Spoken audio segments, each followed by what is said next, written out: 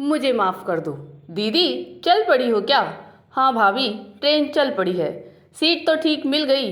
बच्चों के साथ कोई परेशानी तो नहीं होगी? जीजा जी भी आ जाते तो अच्छा रहता। नहीं नहीं भाभी, कोई दिक्कत नहीं, आराम से पहुंच जाएंगे। चलिए रखती हूँ, मिलने पर बात करेंगे। ठीक है, जल्दी से आ जाइए। विभा को समझ नहीं आ रहा था कि कभी सीधे मुंह बात न करने वाली भाभी आज इतना लाड़ क्यों दिखा रही है। विभा इसी सोच में डूबी थी कि फ़ोन फिर बज उठा। पर्स से निकाल कर देखा तो हक्की बक्की रह गई।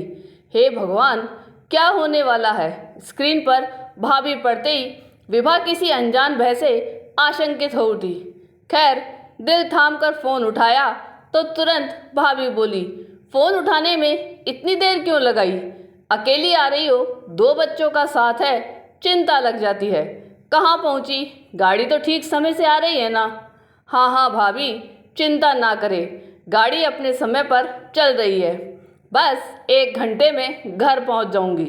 तुम्हारे भैया स्टेशन पर ही मिलेंगे। भाभी, मैं कैब से पहुँच जाऊँगी। कैसी बात करती हो दीदी, ये पहुँच जाएंगे, रखती हूँ।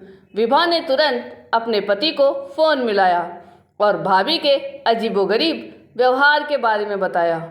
अरे भाई, तुम्हें भी चैन नहीं, हमेशा शिकायत करती हो। आज बेचारी ख्याल रख रही है तो भी शिकायत। विभा के पति ने बात हंसी में टाल दी। गंतव्य पर पहुंचकर विभा ने दोनों बच्चों और सामान को उतारा ही था कि भैया पर नज़र पड़ी। भैया, आप क्यों परेशान हुए? मैं आ जाती। भैया ने सिर पर स्नेह भरा हाथ रखा तो विभा को पिता की याद आ गई। हमेशा पापा ऐसे ही लेने आते थे और उसे पुचकारते थे। अपनी नम आँखों को सबकी नज़रों से बचाती विभा चुपचाप कार में बैठ गई। गली में मुड़ते ही अपने घर पर नज़र पड़ी तो देखा कि भाभी गेट पर दोनों भतीजों के साथ खड़ी है। विभा को अपनी आंखों पर विश्वास नहीं हो रहा था कि हमेशा शब्दों के कटु बाण चलाने वाली भाभी आज उसके लिए पलके बिछाए हैं। कार के रुकते ही बड़े भतीजे ने दरवाज़ा खोला और बुआ के पैर छुए। भाभी ने दोनों बाहें फैलाकर गले से लगा लिया। कोई दिक्कत तो नहीं हुई रास्ते में? आज भाभी के स्नेह आंचल में लिपटी विभा को माँ के स्पर्श की अनुभूति हुई। चलो हाथ मुँह धो लो और नाश्ता कर लो, सुबह 5-6 बजे की चली हो। भाभी ने जिस अपनेपन और अधिकार से आदेश दिया, विभा के हृदय की भावनाएं आंसुओं के रूप में बह चली। माँ पापा की मृत्यु के बाद वो इस स्नेह के लिए कितना तरसती थी। पापा की मृत्यु के 2 साल बाद माँ भी चली गई। इन 2 सालों में विभा जब भी माँ से मिलने आई, भाभी के व्यवहार से आहत होकर ही गई।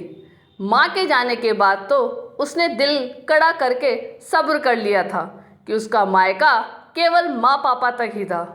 अब 6 साल बाद भाभी के जोर देने पर विभा यहाँ यह सोच कर आई कि खून के रिश्ते इतनी आसानी से नहीं टूटते।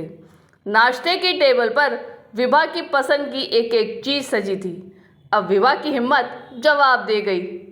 वह अपनी कुर्सी छोड़कर खड़ी हो गई और भैया के गले लगकर खूब रोई। जब सबका मन हल्का हुआ तो भाभी विभा के दोनों हाथों को अपने हाथ में लेकर बोली, दीदी, मेरे मम्मी पापा 6 महीने पहले सड़क दुर्घटना में चल बसे। उनकी मृत्यु के बाद भाई भाभी के बदले व्यवहार ने मेरी आंखें खोल दी है।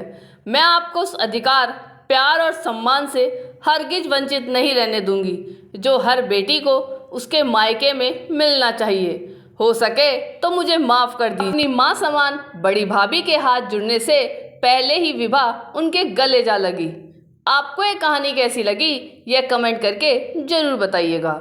चैनल पे नए हो तो सब्सक्राइब जरूर कीजिएगा और वीडियो को लाइक और शेयर कीजिएगा। धन्यवाद।